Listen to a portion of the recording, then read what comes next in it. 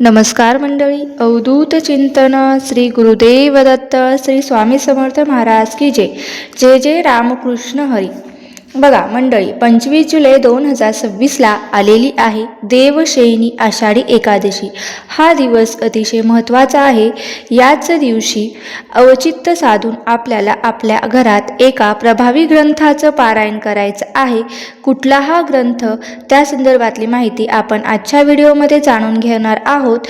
त्यामुळे तुम्हाला काय करायचं आहे तर व्हिडिओ स्किप न करता शेवटपर्यंत मनापासून पाहायचा आहे.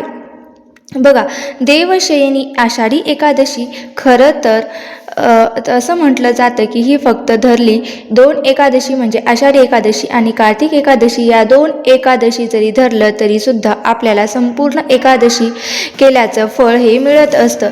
एकादशीपासून चातुर्मासाला सुरुवात होते आणि खऱ्या अर्थाने तेव्हा भगवान श्रीहरी विष्णू हे निद्रा अवस्थेत जातात आणि संपूर्ण 4 महिना ते संपूर्ण सृष्टीचा कारभार हे भगवान शिवशंकर सांभाळत असतात. आता आपण पाहणार आहोत की बघा, आषाढी एकादशीच्या दिवशी असं काय करायचं की जेणेकरून आपल्याला आपल्या पितरांच्या मुक्ती आणि तृप्तीसाठी सेवा करू शकतो. खरं तर भगवान श्रीहरी विष्णूंची सेवा केल्याने आपल्या पितरांना मुक्ती आणि तृप्ती मिळत असते.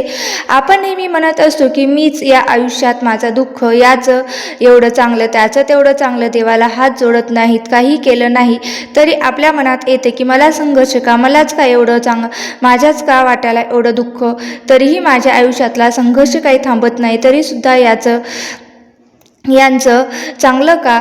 तर याच ग्रंथामध्ये सांगितलं आहे की आपण जेव्हा जन्माला येतो ना, तेव्हा आपलं ऋण फेडण्यासाठी प्रत्येकाचा हा जन्म झालेला आहे. एखादा जण एखाद्याचे पैसे घेऊन जो परत देत नाही किंवा किंबहुना पैसे बुडवले आपले आहेत, तर मग मागच्या जन्मात त्याचं काही ना काही देणं हे आपण लागतो. एखाद्या आपल्याला हर्ट करत असतो, आपल्याला दुखवत असतो, तर तो दुखवतो, तोच व्यक्ती का दुखवतो, तर तो हे एकमेकांचं देणं घेणं आहे जे आपण या जन्मात परत करत असतो. बघा, आता भूतरे आहे, देव ऋण आणि विष्णू ऋण आहे. म्हणजेच काय तर भूतरण आहे, देव ऋण आहे आणि ऋषी ऋण आहे, तर ऋषी ऋण आहे. काही ना काही लोकांना ऋषी मुनींची सेवा करायची सेवा असते आणि गुरूंची सेवा करायची असते, तर जास्त देवाची सेवा करायची सवय असते. पण प्रचंड देव धार्मिक असतात. ऋण फेडण्यासाठी आपल्याला हा मनुष्य जन्म आलेला आहे. आता या ऋणातून मुक्ती मिळावी यासाठी आपल्याला या जन्मात परत भेटू लागतो. हे त्याच्यासाठी आहे की या जन्मात दिलेलं मला ह्या जन्मात भोगायचं आहे. चांगलं वाईट याचा नंतरचा विचार जन्म आहे आणि मला माहीत नाही, जरी खरं असेल तर दुःख, वेदना, संकट नको हे प्रत्येकाच्या वाट्याला. आणि पितृगण सगळ्यात महत्त्वाचं आहे.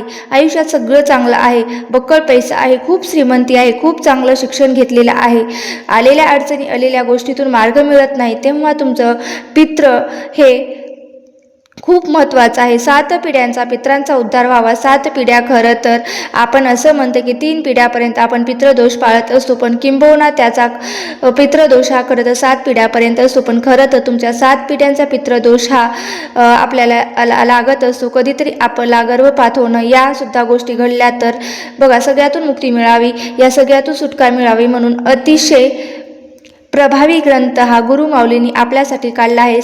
संक्षिप्त श्रीमद भागवत ग्रंथ, जो मूळ भागवत ग्रंथ जो आहे तो वाचणं, आणि खरं सांगते आयुष्यात एकदा तरी हा मूळ ग्रंथ भागवत ग्रंथ वाचता यावा. खूप मोठा आहे तो ग्रंथ, पण आपल्या सांसारिक अडचणीतून आपल्याला मार्ग मिळावा, किंबहुना आपण आपली सेवा करावी म्हणून हा संक्षिप्त श्रीमद भागवत ग्रंथाचं आपल्याला पारायण करायचे. अतिशय प्रभावी ती सेवा आहे. हा खूप सुंदर ग्रंथ आहे. ज्यांनी पारायण केले त्यांनी नक्कीच या गोष्टीचा त्यांना अनुभव आला असेल. आता 14 स्कंद आहेत, ज्याच्या पद्धतीने आपण अध्याय म्हणतो तो स्कंद आहे. तुम्हाला कुठल्याही केंद्रात मिळून जाईल आणि तुम्ही घ्या आणि हा ग्रंथ कुठल्याही एका एकादशीला, जर देवशयनी एकादशीला काय सेवा करायची आहे तर जर मनात प्रश्न असेल ना, तर हा उपाय पहा. बघा, ही सेवा पहा आणि संक्षिप्त श्रीमद भागवत कथा ग्रंथाला तुम्हाला पारायण करायचं आहे. स्कंद म्हणजे अध्याय आहे.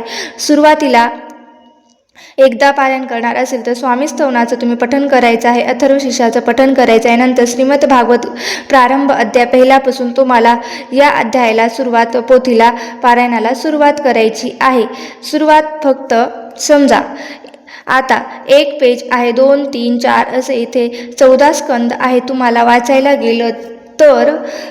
गेलं तर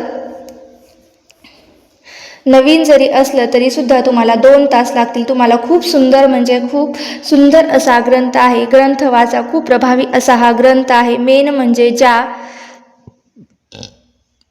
पद्धतीने तुम्हाला सांगितलं की पितृऋणातून मुक्तता मिळावी, पितृदोष भयंकर म्हणू शकतो आपण. पण चटकन पावणारे देव कुणी असेल तर ते आपले पितृदेव आहेत. आणि जोपर्यंत आपण पितरांना मुक्ती तृप्ती मिळत नाही तोपर्यंत आपली अडलेली कामे मार्गी लागतच नाहीत.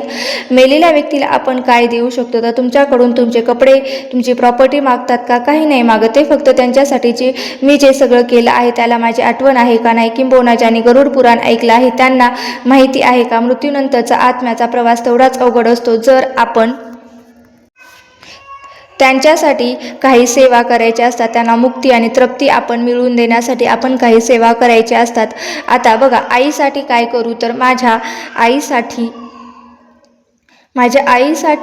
आणि भावासाठी काय करू हे नेहमी असतं. पण माझा भाऊ नाही करणार, माझी आई नाही करणार, मी का करू? तसं नाही करणार. त्याच्यासाठी तो जगात नाही ना, पण आपण त्याच्यासाठी त्याच्या आत्म्यास प्रवास तेवढा सुखकर व्हावा म्हणून आपण दीपदान करत असतो, अन्नदान करत असतो, बऱ्याच काही गोष्टी दान करत असतो. ज्याच्यामध्ये संक्षिप्त श्रीमद भागवत ग्रंथ अतिशय महत्त्वाचा आहे आणि सुंदर आहे. याचं पारायण एक दिवशी पारायण करायचं आहे. आणि या दिवशी हे पारायण हे एकादशी म्हटल्यावर उपवास तर येतच असतो आणि उपवासाच्या दिवशी तुम्ही हे पारायण करायचं असेल. समजा जर तुम्हाला मासिक धर्मसुद्धा विटाळ वगैरे असेल तर तुम्हाला ही सेवा करता येणार नाही. त्यामुळे तुम्हाला फक्त हे तुम्ही मोबाईलवर राहून श्रवण करू शकता. बाकीचं काय आहे नियम अटी, बाकीची कुठलीही नियम अटी वगैरे काहीही नाही आहे. आणि अशा प्रकारे उपवास असल्यामुळे सर्वच ब्रह्मचर्याचं पालन करणार आहेत. एकाच बैठकीत वाचा, काही होत नाही. लहान बाळ आहे ग, मग आमच्या घरात एवढा वेळ बसून शक्य होत नाही. पण तुम्हाला असं वाटत असेल की आषाढी एकादशी असल्यामुळे तुम्हाला एकाच बैठकीतून बसून पारायण करायचं आहे तर ते अतिउत्तमच आहे. पण ज्यांना काही शक्य होत नाही, त्यांनी लहान बाळ आहे तर त्यांनी उठलं तरी चालतं, काही हरकत नाही. अशा वेळेस तुम्ही काय करू शकता तर 7 अध्याय तुम्ही आधी वाचू शकता, 7 अध्याय नंतर वाचू शकता आणि नंतर 7 अध्याय वाचू शकता. एकाच बैठकीत पारायण करावं. पण खरं जेणेकरून आता बघा, माझं काही कारण आहे, मग कुणाचा मोठा मुलगा असतो, कुणाचे छोटी मुलगा असतो, तो झोपलेला असतो, एकदमच तो अचानक झोपीतून उठतो, मग त्याला घ्यावं लागतं. मग अशा वेळेस काय तर तुम्ही 7 अध्याय वाचा आणि जाऊ द्या 3 वेळेस उठण्यात आलं तरी काही होत नाही. कुणी प्रेग्नेंट असेल तर त्यांनी नक्की तुम्ही प्रेग्नेंट आहात तर श्रीमद सगवांशित गीताचं तुम्ही पारायण करा. नक्कीच तुम्हाला याचा छान असा अनुभव येईल. आपल्या बाळावर पण चांगले संस्कार होतील. तुम्ही जर गर्भवती असाल तर तरीही तुम्ही ही सेवा करा. आणि ही पितरांसाठी सेवा केली जाते बघा, प्राप्त व्हावी. आणि तुम्हाला नेहमी म्हणलं असते की भगवान विष्णू हे करतात, तुमचं माझं करणार, हे सगळी सेवा त्यांच्यासाठी आहे आणि तुम्हाला तुमचं माझं चांगलं करण्याचंही त्यांच्याच हातात आहे. त्यामुळे तुम्ही नक्की जमल तेवढी एवढी सेवा करा. जिथे जिथे भगवान विष्णूची सेवा घेतली जाते तिथे तिथे माता लक्ष्मी अखंड स्वरूपात वास करत असते. तिला कधीही आमंत्रण द्यायची गरज नाही. लेकी सुना खडखडून असताना त्या घरात कधी कुठला पितृदोष लागत नाही, कुठला वास्तुदोष लागत नाही किंवा कुणाचा तळतळाट श्राप वगैरे काहीच लागत नाही. तरीसुद्धा तो जर समजा तुम्हाला कुणाचा असेल तर तो सुद्धा कमी होतो. शेवटी हे सगळं आपल्या वागणुकीवर असतं. आपण जसं वागत असतो ना तसं ते भेटत असतं. पितृदोष आहे तर अडचणी असतील नक्कीच प्रत्येक एकादशीला पारायण करावं. आता चातुर्मासात नाही का तुम्हाला नक्की सांगेल काय करायचं. रोज एक पठण करायचं. बघा, देवशयनी आषाढी एकादशी इतका मोठा दिवस आहे की त्याचं औषध साधून याचं पारायण करावं. माहिती तुम्ही कुठल्याही एक सामूहिक केंद्रामध्ये जाऊन, आता बघा प्रत्येक स्वामी समर्थ केंद्रामध्ये याचं पारायण सुद्धा घेतलं जातं. जर तुम्हाला शक्य असेल तर तुम्ही कुठल्याही सामूहिक केंद्रात जाऊन तुम्ही तिथे सुद्धा जाऊन हजेरी लावून तिथे सुद्धा जाऊन तुम्ही पारायण करू शकता. काही हरकत नाही. उलट त्या सेवेचं तुम्हाला पुण्यफळ हे जास्त मिळणार आहे. शक्य होत असेल तर तुम्ही स्वामी समर्थ केंद्रामध्ये जाऊन सामूहिक पारायण करा. जर तुम्हाला शक्य होत नाही तर तुम्ही घरच्या घरी सुद्धा सेवा करू शकता. आवर्जून ही सेवा सेवा करा. एकदा तरी ज्यांना वाचता येतं बसता येतं त्यांनी नक्की करून पहा आणि त्यांना काय अनुभव आला त्यांनी नक्की सांगा. फक्त वाचन करताना चुकीचा शब्द उच्चारायचा नाही, स्पष्ट उच्चार करायचा आणि चुकत असेल तर थोडं स्लो हळू स्पीडने घ्यायचं, पण शब्द चुकवायचे नाही. अशा प्रकारे आपल्याला या श्रीमद संक्षिप्त भागवत कथेचं एक पाठ करायचा आहे. बघा, समजा तुमच्याकडून काही चूक झाली असेल तरी वाचताना, तर काही तुम्हाला देव वाईट पाप वगैरे करत नाही, तुमचं वाईट वगैरे काही करत नाही. तुम्ही बसले, तुम्ही वेळ काढला, तेवढंच देवाचं मनन चिंतन केला, ते सुद्धा देवासाठी खूप आहे. त्यामुळे तुमचं एखाद्या वेळेस चुकलं म्हणून तुम्हाला जास्त मनाला लावून घ्यायचं नाही किंवा देव माझं वाईट करेल असं नाही. देवाला जास्त प्रिय आहे तर ती तुम्ही तुमच्या मनातून केलेली सेवा. तर आजचा व्हिडिओ कसा वाटला, आजची झालेली स्वामींच्या चरणी मी अर्पण करते आणि आजचा व्हिडिओ कसा वाटला नक्की मला कमेंट करून सांगा. व्हिडिओ जर आवडला असेल तर नक्की लाईक करा, शेअर करा आणि चॅनलवरती नवीन असाल तर सबस्क्राईब करायला विसरू नका. आणि हा व्हिडिओ तुमच्या जास्तीत जास्त मित्रपरिवारासोबत सुद्धा नक्की शेअर करा, जेणेकरून ही महत्त्वपूर्ण माहिती त्यांना नक्की समजेल.